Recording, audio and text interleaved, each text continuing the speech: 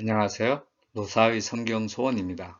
오늘은 요한복음 19장 1절에서 16절 말씀을 통해서 빌라도가 한 일, 채찍질하고 넘겨주느라 이렇게 되어 있는데, 이거는 요한복음 19장 1절 말씀이 채찍질하고로 시작하고, 요한복음 16절에서는 1장 19장 16절에서는 넘겨주니라 이걸로 끝이 나는 데서 아이디어를 얻어서 빌라도가 한 일, 채찍질하고 넘겨주니라 이렇게 말씀을 생각해 보았습니다.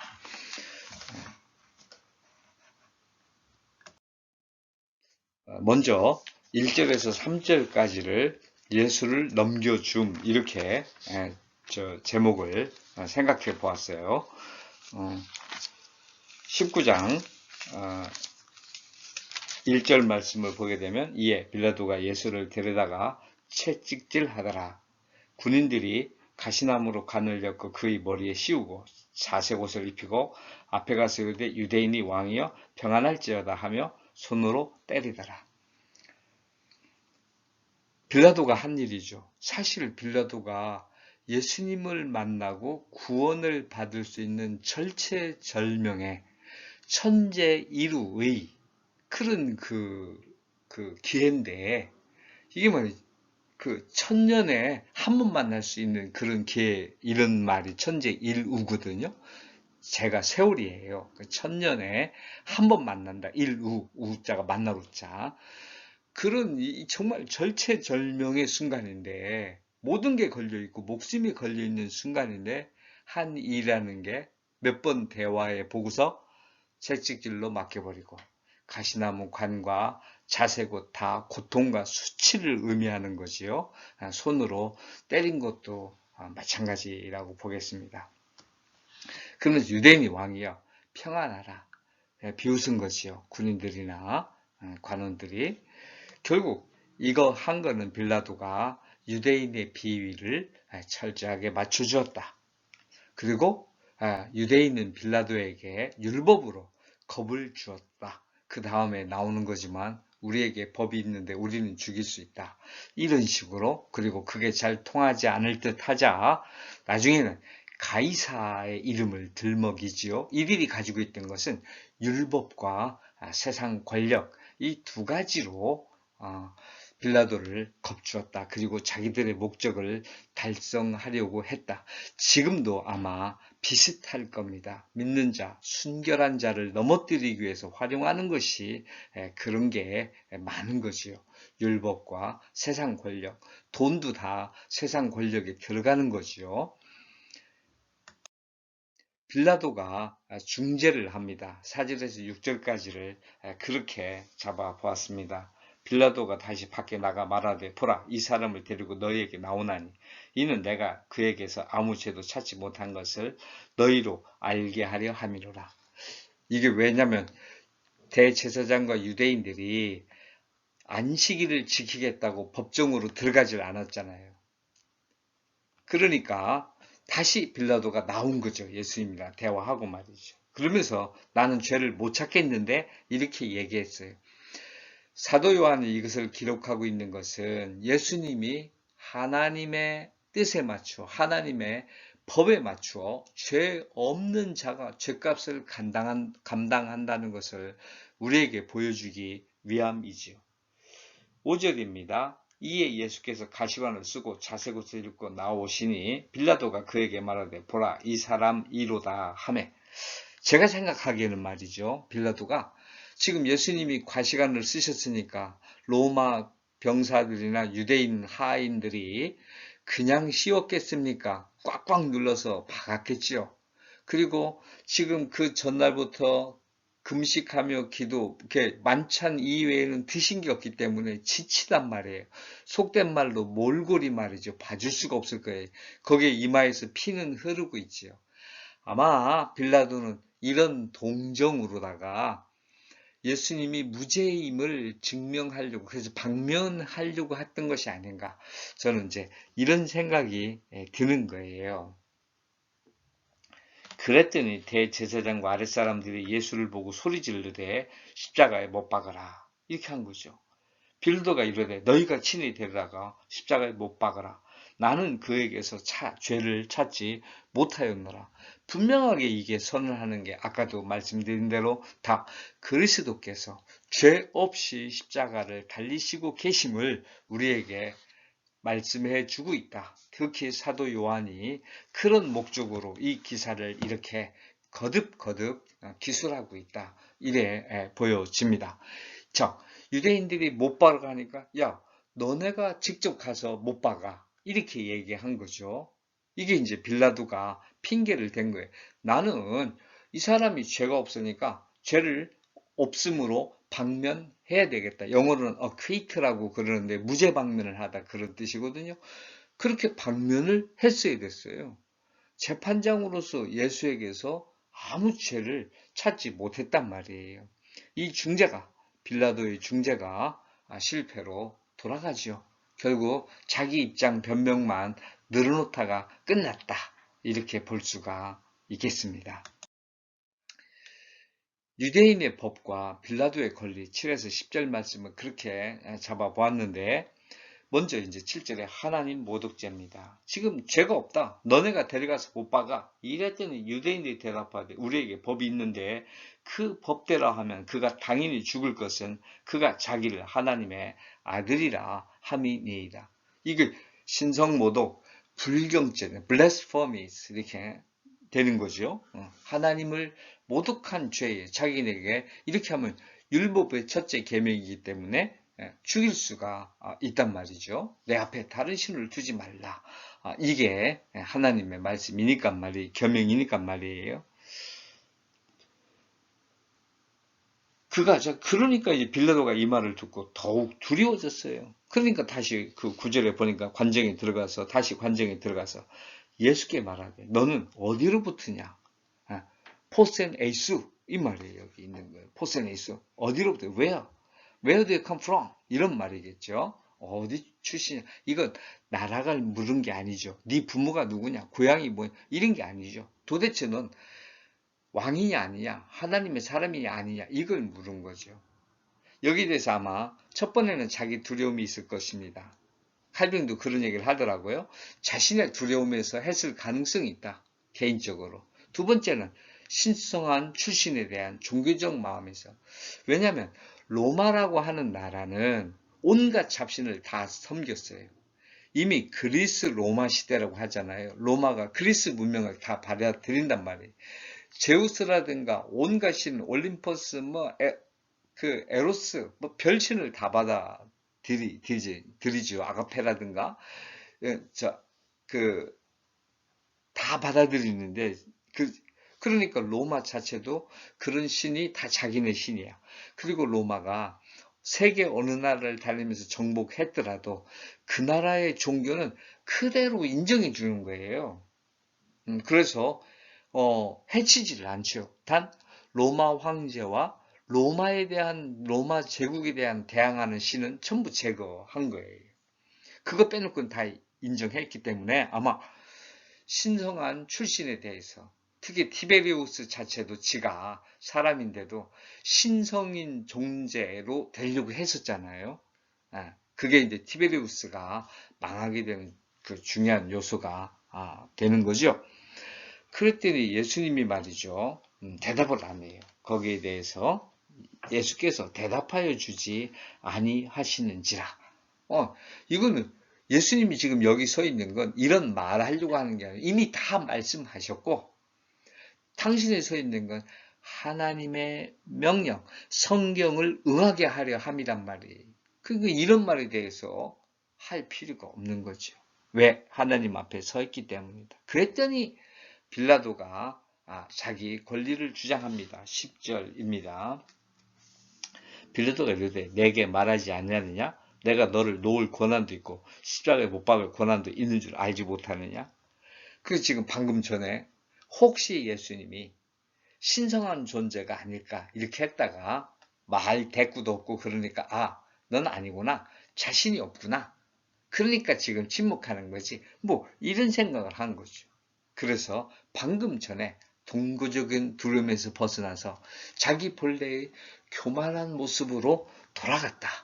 우리도 위급한 상황에 있을 때는 하나님께 막 매달리고 겸손해 하다가 그게 벗어나면 이렇게 바뀌어질 수 있는 요소가 너무나도 많지요.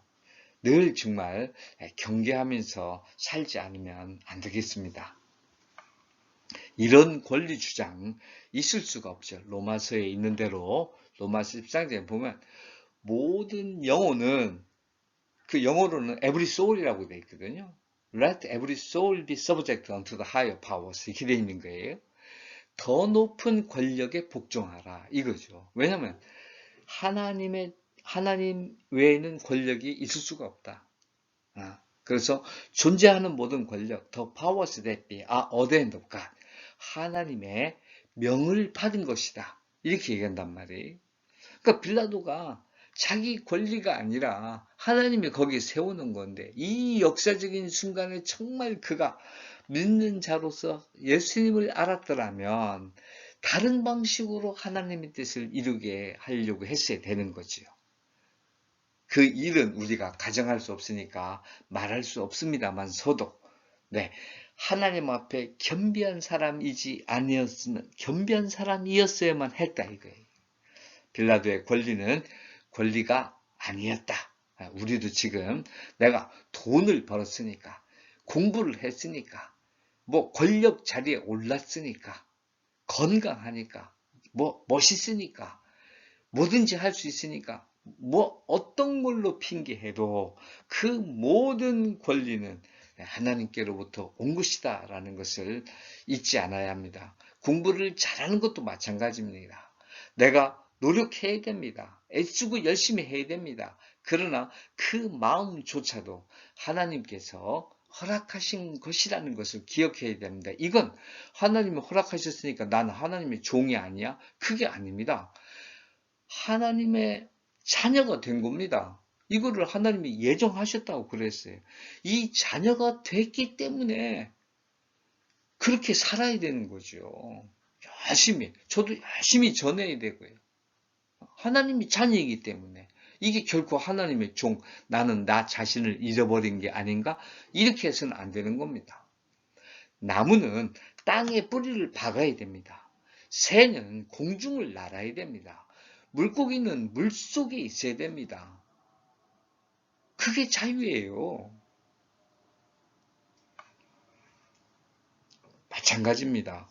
모든 권력, 우리에게 있는 모든 것이 하나님께 뿌리한 것이다. 하나님 것이다. 부인할 수가 없습니다. 위에서 주신 권한과 가이사, 방금 전에 다 했는데 데데모는 소위, 아노센, 위 이런 얘기죠. 그래서 위로부터 나에게 주어진 것, 이게 권한입니다. 우리에게 주어진 건 모두 위로부터 주어진 것입니다. 위에서 예수께서 대답하시되 위에서 주지 아니하셨더라면 나를 해야 할 권한이 없었을 것이다. 예수님은 정확하신 거죠. 그러므로 나를 내게 넘겨준 자의 죄는 더 크다 하니라. 하나님이 주신 모든 권한을 어떻게 하나님의 아들을 죽게 하는 대로 쓸 수가 있겠습니까? 넘겨준 자가 죄가 있다. 그랬더니 빌라도가 예수를 놓아주려고 합니다. 이건 하나님께 강구했어야 되는 거예요. 아마 틀림없이 빌라도가 그렇게 했으면 예수님은 다른 형식으로 돌아가셨을 것이고 빌라도는 멋지게 구원받는 그런 사람이 되었을 것입니다. 유대인의 반발입니다.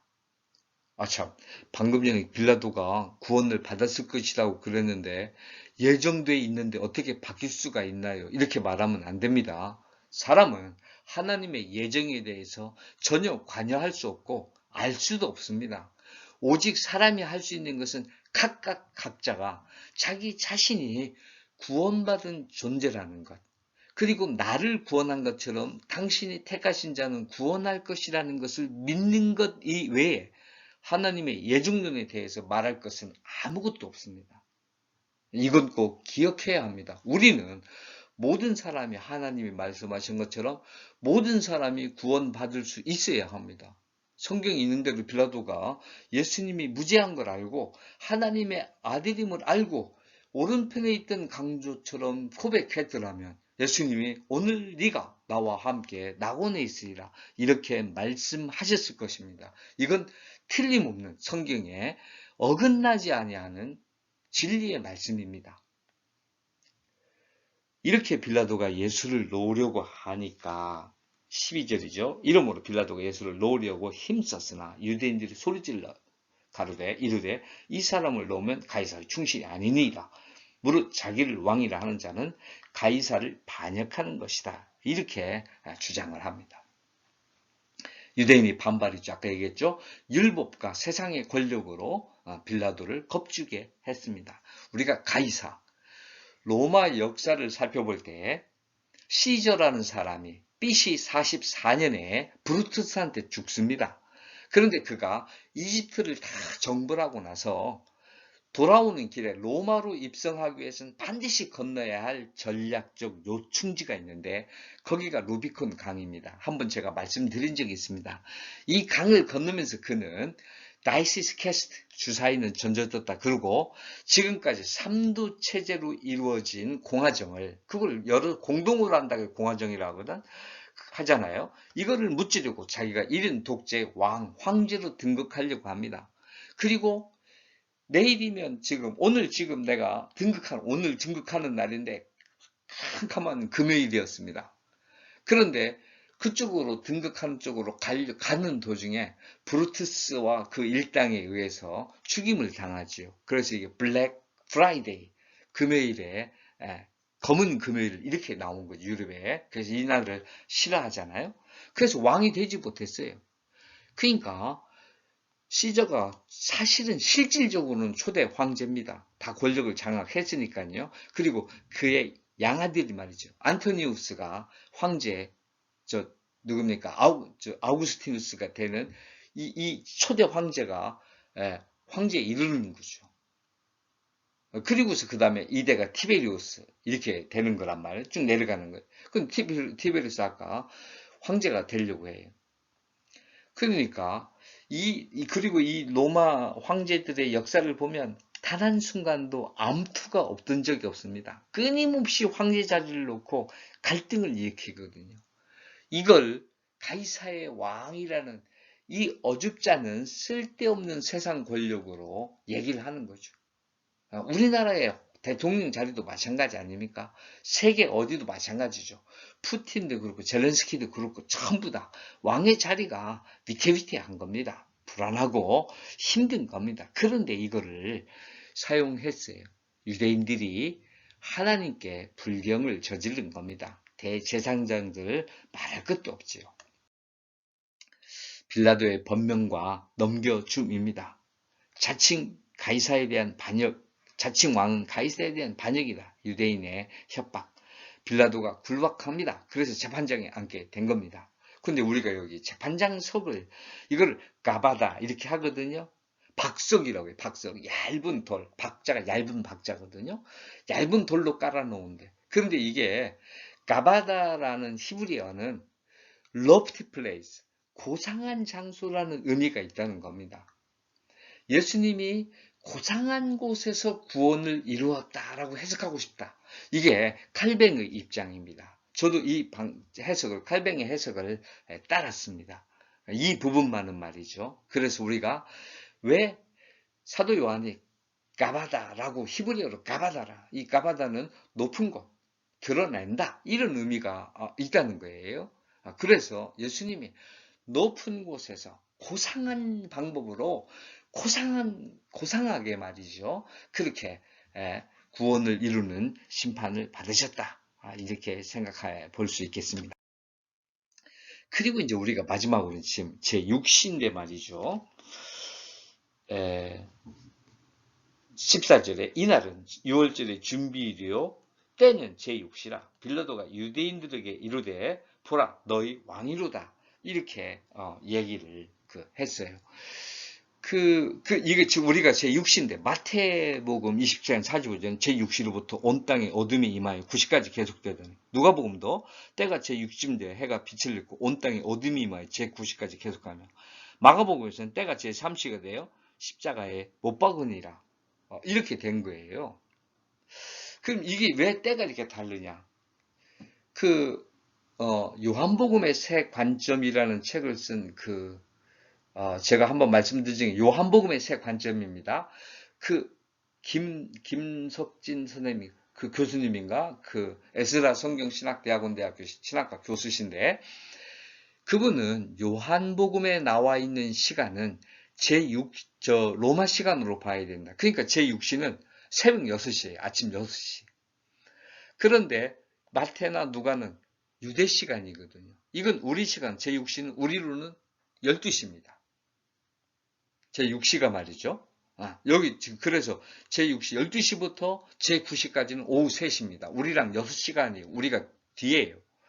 그래서 이게 경도에 의해서 이렇게 15도씩 돼 있으니까 계산하면 나오거든요. 그래서 우리는 여기가 12시가 되는 거예요.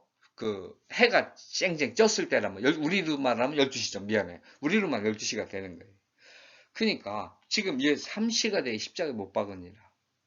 그러면 제 3시는 9시죠.